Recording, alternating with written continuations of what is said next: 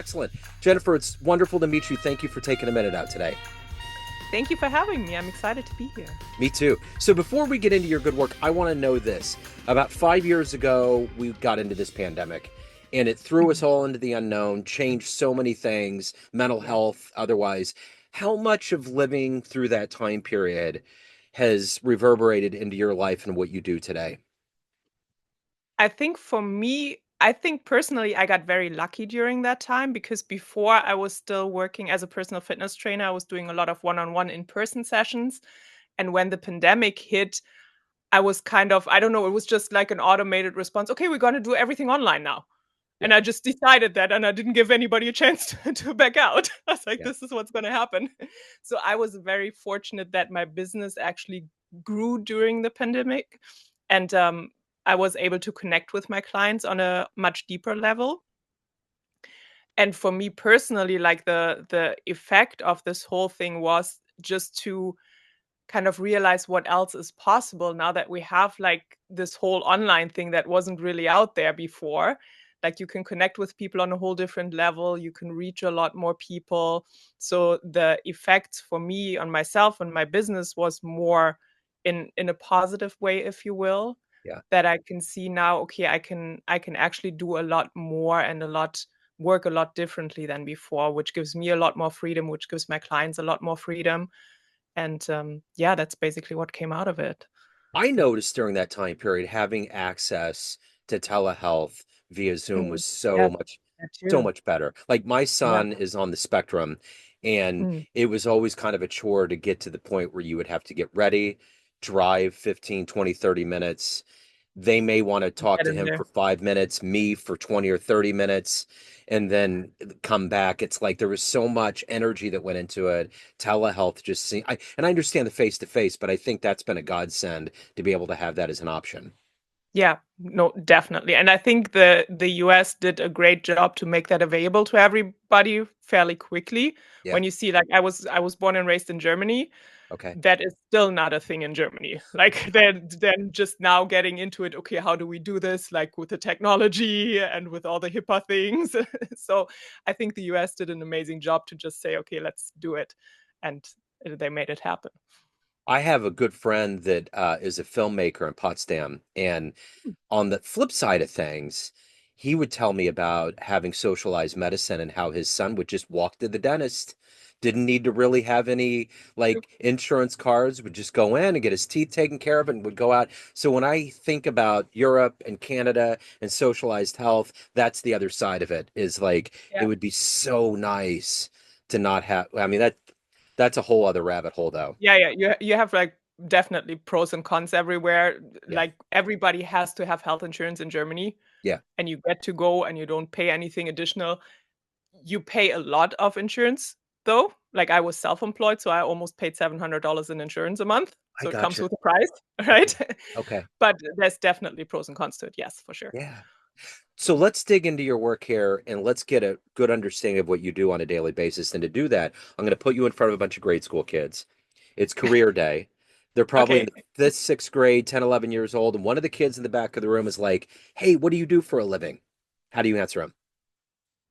So I am a social psychologist and a hypnotist. What that means is a lot of people always have the idea when they hear hypnosis, you have this little pendulum and you do like this and you put people to sleep. So that's not exactly what I do, but the principle behind it is the same.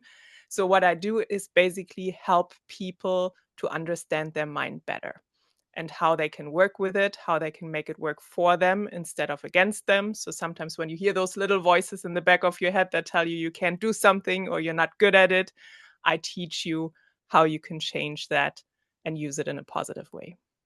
So I'm a kid of the 80s, so I remember all those kind of goofy 80s movies where there would be Mhm. a hypnotist that would put somebody under some kind of spell, almost like Freaky Friday, and change their identity and their mindset. So my question Yep. to you is, between fiction and reality, how real are those notions that Hollywood's put into our heads about that process? So there's different kinds of hypnosis out there. Yeah. Usually what you see in Hollywood or what you see sometimes on stage, it's called stage hypnosis, which is meant to entertain you. You have people who quack like chickens, and who do all the crazy things. That is pure entertainment. Yeah. Then you have therapeutical hypnosis, where it's really about changing trauma or maybe work on pain management, healing things. That is mostly in the medical field. And what I do is in the coaching field. So we do transformational hypnosis, meaning people come to me and say, listen, I have a fear of putting myself out there. I want to do podcast interviews to get my brand out there, but I'm just terrified of talking to people and be in front of a camera. Or I can't sleep at night because my head is always spinning with all the things I have to do. Or I'm so stressed out about everything. I'm afraid to fail. And that is what I help my clients with. So it has nothing to do with the stage hypnosis or what you see in movies sometimes. Gotcha. It's really more on a transformational basis. Absolutely. So let me ask you this. When you were in the fifth or sixth grade, when you were young, what was your dream job? What was your ideal life? I wanted to be a computer programmer. Okay. And then I had my first class in school, and they made us program a little turtle that was supposed to go up the steps, and mine would always run against the steps. And that's when I realized, okay, maybe computer science is not for me. Yeah. Yeah. And that's when I got more into the psychology. I ended up actually studying social psychology back in Germany. And that's when I went the other route and not so much computer, but more people. But the one thing about growing up is there's all these foundational elements that are woven into our psyche, into our being. What were those foundational elements very early on woven into you that made you want to get into something binary like computer science or psychology? What were those things?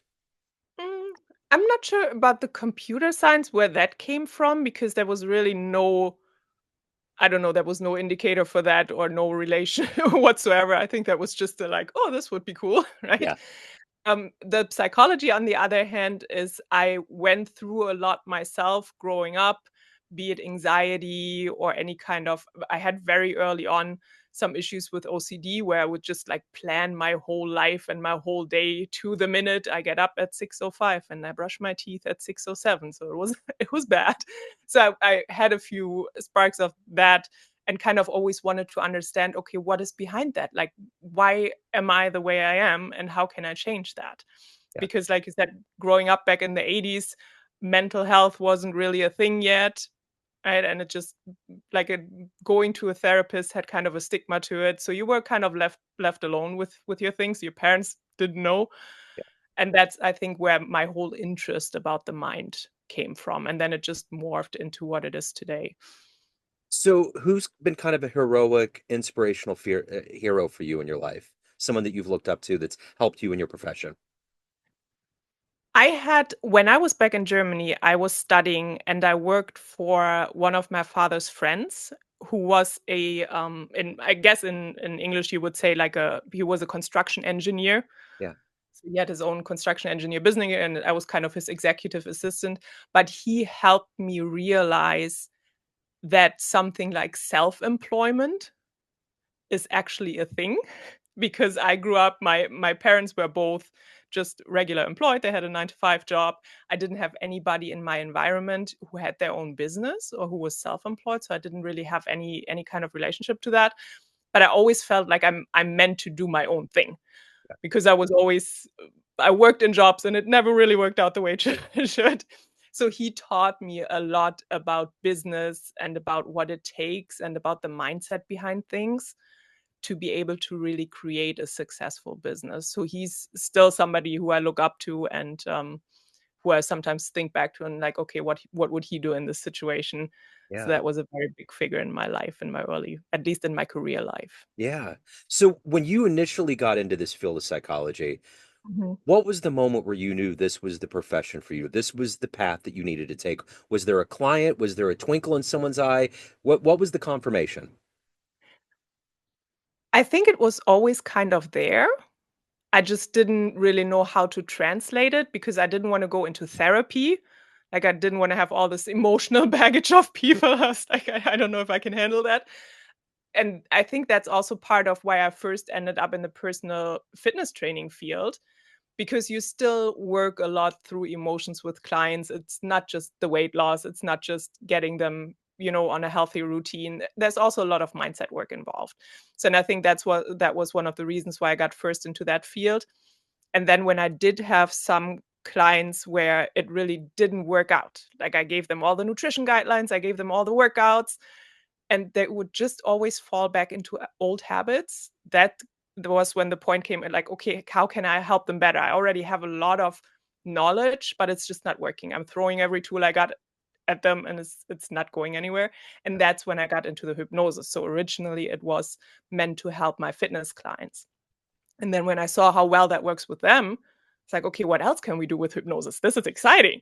And then I expanded more into different fields. And then it just kind of happened that I had a lot of business owners and entrepreneurs find me for, like I said, stress management, any kind of fears, imposter syndrome, things like that.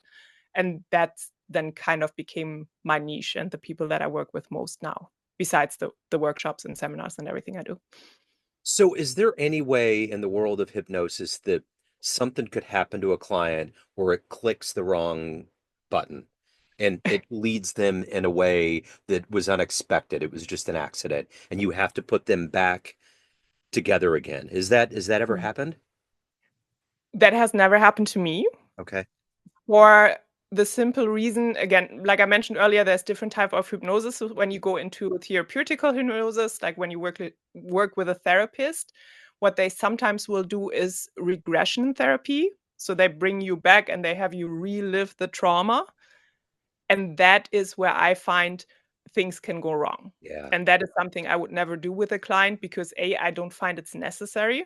I don't think for you to change, you have to relive your trauma. That's just not a belief of mine. And second, I think that's really where a danger comes in. Everything else cannot be dangerous to the client because clients make the changes themselves. You always have like this idea of I put you into trance and then I work in your mind and I whatever I do in there. But that's actually not how it works. The way it works is I, as a hypnotist, am simply a facilitator. Yeah. So I show you how you can make changes yourself. And that's all Okay. it is.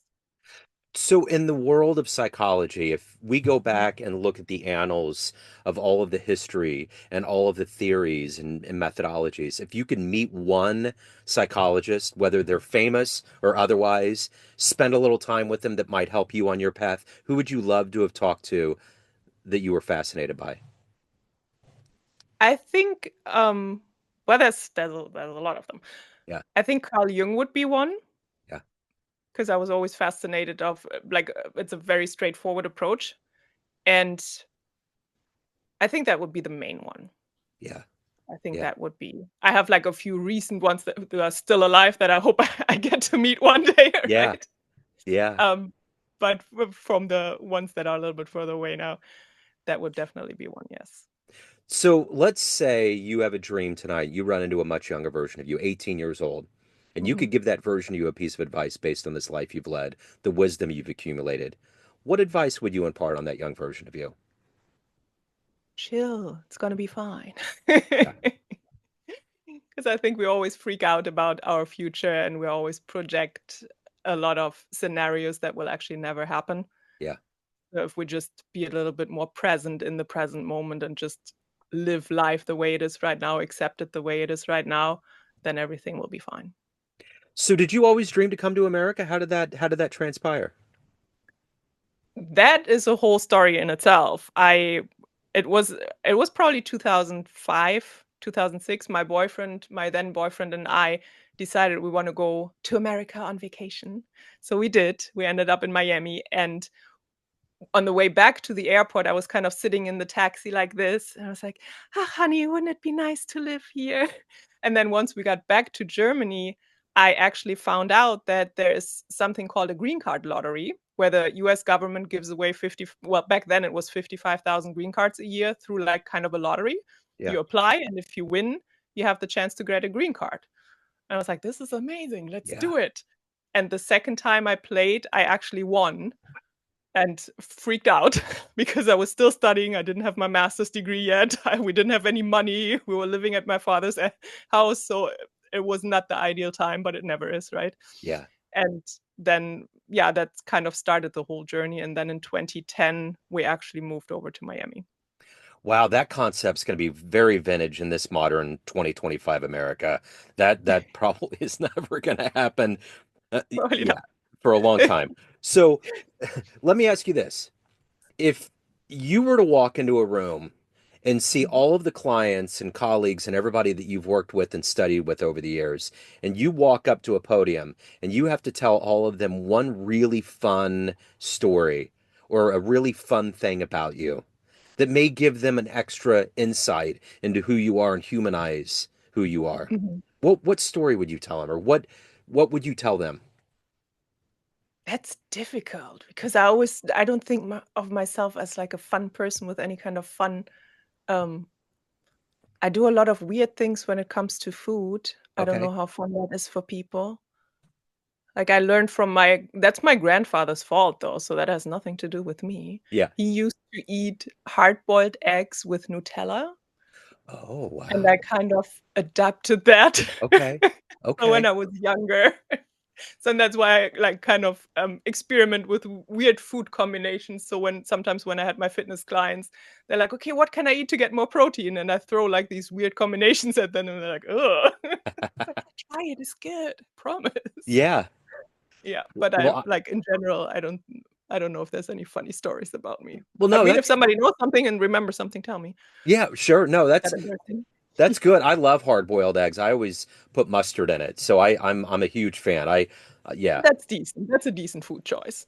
Well, Like but Nutella is kind of questionable. it's still, I mean, we're in this era of like sweet and salty come together in very weird combinations. Like, who would have ever thought pineapple on pizza would even be permissible? Things like that. So it's So if I just inspired like a Michelin chef to try something new, I want to get credit, that's okay? right. Like, That's right. this is my thing. That's it. Just a little bit of a kickback. Um, Exactly. so let me ask you this. Of everything that you've accomplished and done and evolved into at this point in your life, what are you the proudest of? I think it's really the move to the US because when we came here, we had two suitcases each. We had about $10,000 in cash, no job, no apartment, no plan whatsoever. So it's if that was a smart choice is another story, but we somehow made it work and I was able to build now two businesses from scratch and I think that's really what I'm the most proud of. So, what do you like the best about living in Miami, and what do you miss about Germany? I love the weather. Yeah, That's one of the big reasons why we came here. I was just never a winter girl. And if you've ever been to Germany, it's always very cloudy and very dark. yeah, And what I miss about Germany, it's really more like a cultural thing. I'm very German in a way that I'm very organized. I'm on time. If I tell you I will do something, I will do it. And especially Miami, since it's got a lot of Latin influences. My husband is Cuban, yeah, so I'm allowed to say that. yeah, It's a very different culture. yeah, Like Latin time and German time do not mix well. So that's what I miss sometimes. yeah. So, at the end of the day, Jennifer, everyone has a perception of you: family, friends, clients, colleagues, everyone around you, but you run the show. What's your Mhm. perception of you? Who do you think you are? I think I am a very kind person. I sometimes disguise it a little bit because I like to push people out of their comfort zones. But if you need me, I'll be there for you. And like I said, I always have that German in the background where I'm very organized. So you can always rely on me. If I tell you I'll do something, I'll do it. Yeah. Jennifer, so if anyone wants to reach out, they want to hire you, they want to learn more, they have questions, any other good business, where is the best place for them to go? The best place is always directly to my website. It's jenniferfidder.com. There's a contact form. There's information about my services. For one-on-one sessions, I offer free clarity calls. So if you're not sure if hypnosis is something for you or if that's something that could help you, I'm happy to just chat about it. But you can also book me there for seminars, for corporate speeches.